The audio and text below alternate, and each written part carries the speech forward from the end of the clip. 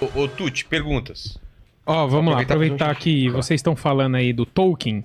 O Felipe Deistel mandou: seria correto pensar que a história de Jesus não tem o peso que tem hoje por conta de ser a história mais perfeita escrita? Se trocássemos ela por Tolkien, teríamos igrejas para venerar Gandalf? Não é a história mais perfeita também escrita. Apesar de Cristo ser uma figura perfeita, a história não é perfeita, né? No sentido de que ela apresenta diversos protagonistas ou amigos que não são bem amigos. Ela representa todos os personagens bíblicos, eles são muito descritos com muita veracidade. Então você conhece exatamente todos os pecados e os crimes que eles cometeram. A gente até acaba fazendo uma utopia dos personagens bíblicos, Davi como sendo o grande herói que vence Golias. O cara trai a mulher, mata o marido dessa mulher. O cara era sanguinário a ponto de Deus falar pra ele: você não vai construir meu templo porque você é sanguinário.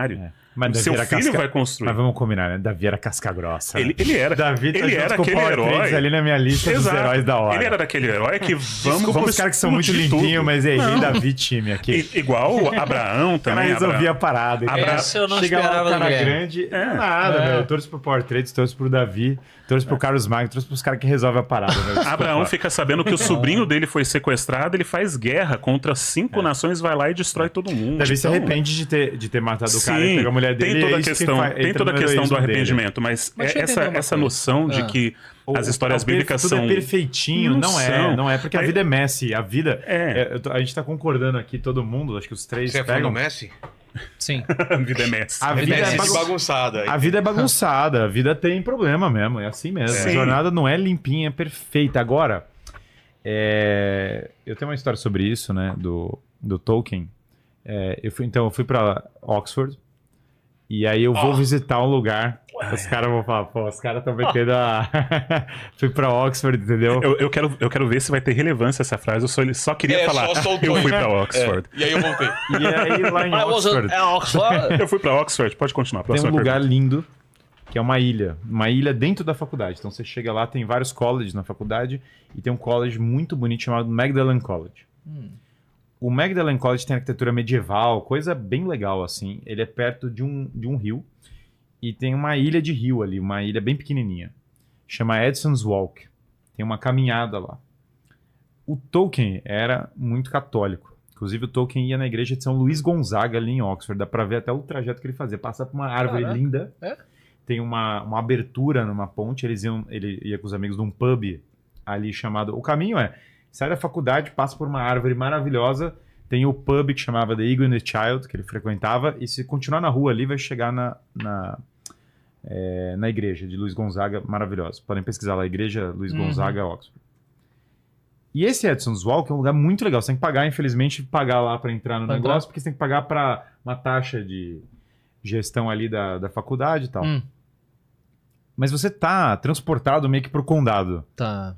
Aquele estilinho Inglaterra, ovelha no meio da ilha, água, roda andando no rio, barquinhos em volta, criança correndo.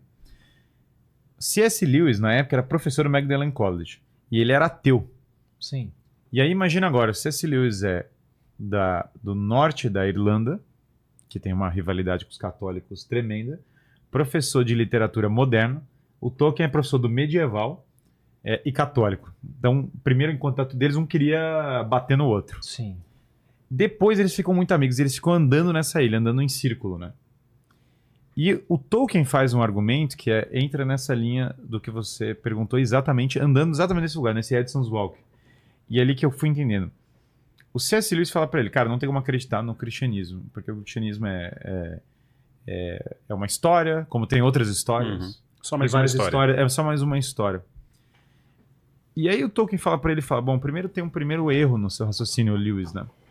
Primeiro erro é que você está imaginando que o mito sempre é mentira, mas o mito sempre tem que apontar para uma realidade. O mito não pode apontar para nada. Porque imagina, a gente conta todas essas histórias. Pô, ficção, legal, Senhor dos Anéis, Star Wars, blá, blá, blá. Cara, se isso não ficar algo no mundo real, se o heroísmo não tem nada no mundo real, tem um grau de puro escapismo.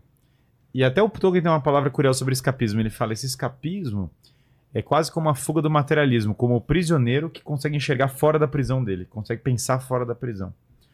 Porque nós vivemos muito presos naquilo que é imediato.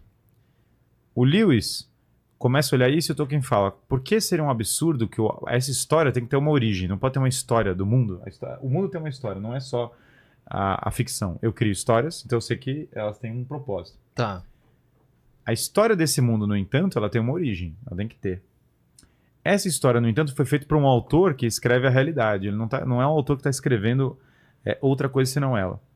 Quando você fala do Cristo, você fala de alguém que viveu sob Pôncio Pilatos. É a parte do credo que todo mundo fala, caramba, o que é isso? Sob Pôncio Pilatos é um elemento histórico. Tinha alguém, de fato, ali naquele lugar. Sim. Não é como Thor ou como Gilgamesh, ou não sei o que eu não tenho uma testemunha. Os evangelhos, diferente de qualquer outra história de ficção que você olhe, são histórias, são contadas por pessoas que falaram, eu vi isso, eu estava lá. Até os inimigos do evangelho falam, cara, eu vi e aconteceu isso. Então não é porque uma coisa tem uma estrutura histórica, uma estrutura simbólica, que ela está dissociada, portanto, da história real. O Tolkien até fala para o Lewis que é natural que o autor de uma história quisesse fazer personagem, fazendo referência ao Cristo, e é o contrário do que você imagina, ele fala para o Lewis. Todas as histórias de ficção, elas têm essa estrutura de morte, ressurreição, redenção, vitória, derrota, luta do bem contra o mal, porque elas apontam para essa realidade que ilumina todas as outras. É a história real que está iluminando as obras de ficção, não o oposto. Uhum. Exato. Então, quando o Lewis ouve isso, fora um argumento do Chesterton, na verdade, que é do Homem Eterno, que ele fala, olha, existe uma diferença qualitativa dos homens para os animais. Os animais têm a razão e a capacidade da moral, e os animais não têm essa mesma capacidade. Você não fala que o leão é imoral e tal. Mas o Chesterton fala também, existe uma diferença qualitativa do Cristo em relação aos homens. Por quê? A partir do momento que você tem uma luta moral nos homens, qual uma coisa assim, pergunta de criança, né? Qual é a primeira pergunta? Mas e se tivesse a moral perfeita? E se eu encontrasse simplesmente a realização do bem? A segunda pergunta, e a verdade? E se eu encontrasse a verdade plena? Nessa terra, você não encontra a verdade plena, mas é uma pergunta que é muito natural. A soma desses dois argumentos aqui é longo, tá? Isso aqui eu estou fazendo uma versão muito resumida. Ela abre a cabeça do Lewis, que começa a entender o materialismo como limitado para responder essas perguntas de cunho moral, origem dos homens. Ela abre a cabeça do Lewis para entender que o mito aponta para alguma coisa, que o mito não é largado no nada. E ela combina com a conversão do Lewis. O Lewis se torna cristão conversando com o Tolkien. E essa conversão é curiosa, porque a obra do Tolkien, eles tinham uma briga entre eles. O Lewis falava que não tinha problema em fazer alegoria direta. Então, sei lá, o Aslan do Jesus. Crônica de Nárnia é Jesus. Ponto. Ele morre, ressuscita no terceiro dia. Não tem como A não bruxa dizer é o demônio, que- entendeu? E o Aslan é Jesus. Cara, não tem grandes coisas. Escancarado. O Tolkien discorda disso, mas olha que curioso. Tem um pouco do Cristo em todos os personagens. Sim. O Frodo. Na verdade, tem assim: o Aragorn é o rei, o Gandalf é o profeta, o Frodo é o sacerdote. Por que o Frodo é o sacerdote? Porque ele é o que oferece sacrifício, inclusive o sacrifício dele mesmo, é o Calvário. O Gandalf é o profeta, porque ele é o que dá o caminho de cada um, né? E o Aragorn é o rei, porque é aquele que traz a unidade na verdade. Mas repara que o Aragorn é um personagem criado, que aponta para essa realidade. Uhum. No entanto, não tem como falar, criei o Cristo para justificar o Aragorn. A relação simbólica é Sim, invertida. É invertida. E essa diferença entre o drama da história real, é igual quando a gente falou dos Santos. Chesterton falou uma coisa muito legal também. Chesterton foi um baita escritor inglês, para quem não conhece. Ele falava assim, olha, Nietzsche queria ser herói de batalha. Tolstói queria ser camponês. O problema é que Joana d'Arc era camponesa e heroína de batalha. Ela internalizava o que os caras sonhavam. No mundo atual, a gente está num mundo tão irônico e tão... tudo é tão irônico, tudo é tão podre. Ih, no fundo os caras são corruptos. Ih, no fundo os caras são maus. Ih, no fundo é mentira. Que nós perdemos a própria substância do heroísmo na vida real.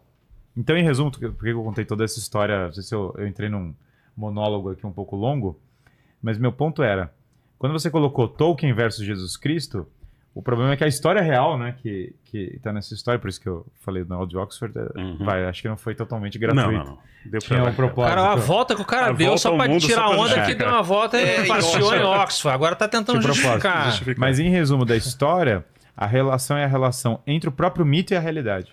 Tem uma coisa muito legal, porque o Campbell, ele, apesar de católico, ele era muito cético. Ele acreditava que todas essas mitologias, elas eram meramente metáforas, inclusive a própria Bíblia. Então nada do que está ali é real, é só metafórico para você ensinar, e ele achava que interpretar aquilo de forma literal seria um absurdo total. Já o Vogler, ele é um pouquinho mais aberto à ideia, ele diz claramente de que se o fato da jornada do herói estar presente em tantas religiões e povos e culturas diferentes, isso provavelmente aponta para um modelo perfeito. Porque como que pode ser que um povo na África consiga criar uma mesma estrutura da jornada do herói que um povo na Ásia, ou que numa tribo brasileira? Como que isso pode estar enraizado nos povos? E isso me lembra claramente ao que o Rodrigo Silva, foi meu professor na faculdade de teologia, ele chamava de tradição adâmica. A tradição adâmica seria todas as coisas que tem, todas as histórias, elas têm uma mesma origem. Não é à toa que você vai ter em vários povos histórias muito similares de origem do ser humano. Inundação, um fruto proibido, um casal, uma prova, uma serpente, muitos elementos comuns em vários povos. Basicamente é isso que o Joseph Campbell fez. Ele olhou várias histórias e identificou os elementos em comum. Então, para além de uma questão meramente literária ou mitológica, isso também aponta questões filosóficas e teológicas muito profundas de referencial. Existe um referencial absoluto que inspira todos esses outros a falarem uma história semelhante. Será que nós estamos todos dentro de uma obra que está sofrendo vários remakes? Pode ser? Toda hora rola um remake. De novo, outro dilúvio, e outro profeta, e outro não sei o quê, e tem alguém assistindo a gente. Nós estamos numa obra, nós temos que ter uma história, né? E essa história, ela tem um propósito na vida individual e tem um propósito na passagem das eras. Nós vivemos num épico. Por que o épico é a forma mais elevada de literatura? Porque nós estamos no épico. O épico está acontecendo. O que tem são pessoas que às vezes fogem da batalha espiritual, moral, histórica, política, social, sei lá, usa o termo que você quiser para olhar o épico, e querem fingir que essa história não acontece. Hoje tem muito, eu acho que é muito do porquê esse pessoal faz histórias superficiais. Tem nojinho da tradição religiosa, beleza, então já cortou essa avenida. Tem nojinho de toda a história que não é história recente, então tudo que volta para trás da Segunda Guerra Mundial já no imaginário já não entra. Tipo, o mundo começou, parece para muito, às vezes Hollywood, o mundo começou literalmente na Segunda Guerra Mundial, e antes disso só havia a Idade Média, pré-história. Então tem nojinho, não vou mexer com isso. Tem o nojinho de tudo aquilo que é ficção mais pulp, assim, Conan o Bárbaro, já não vamos entrar nisso daí porque é muito hardcore.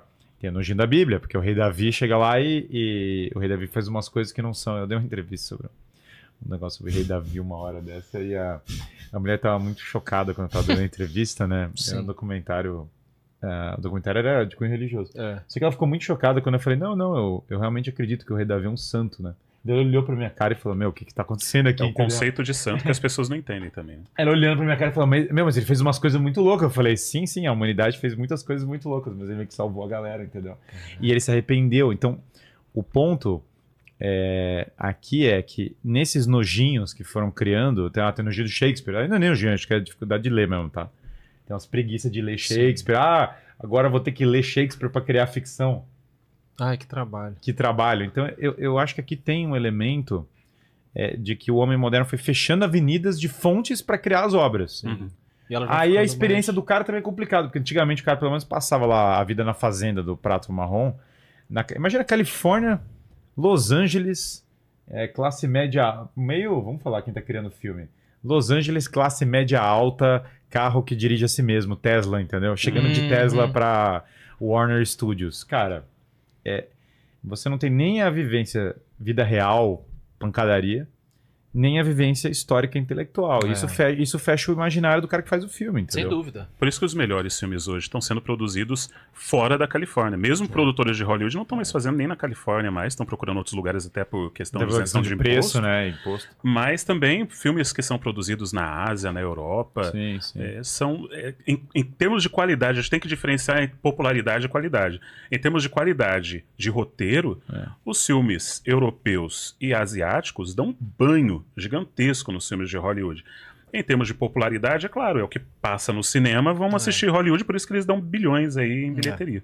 O japonês não perde tempo com essas besteiras, Não. os caras, o indiano. Eles estão interessados em contar uma história. Aquilo É. que o Vilela falou é muito real, porque quanto mais específica for a história, mais ampla ela consegue ser. Quando Steinbeck fala de uma família saindo da Califórnia, saindo da, acho que é de Oklahoma, não lembro direito, Oklahoma, para ir para a Califórnia, nas Vinhas da Ira, uma família, ele consegue falar sobre a situação social de um país inteiro, e aquilo é lindo e perfeito e maravilhoso. O pessoal agora quer falar muito de temas. Eles querem falar um filme não para falar de uma história de uma pessoa. Eu quero falar sobre desigualdade. Então vou escrever uma história sobre desigualdade. A mensagem, né? Puta, quem tem escreve a história paciência sobre pra uma isso? pessoa. Eu tava lembrando Para de agora. pregar. Tava lembrando agora de personagens femininos incríveis. Vocês assistiram o Samurai de Olho Azul?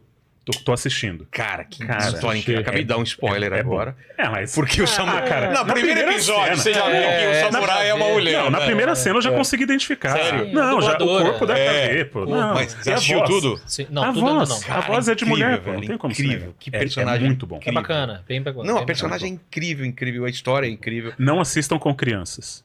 Não tem Assistam nada de infantil Com nisso daí. menores de 18 anos, Meu não Deus, é assistam. muito violento. Aparece o Parece pipi, essas coisas. a Essas xoxota, coisas. aparece tudo. Não Ô, assista. Tuti, Pêssegos. pêssegos. Pode crer.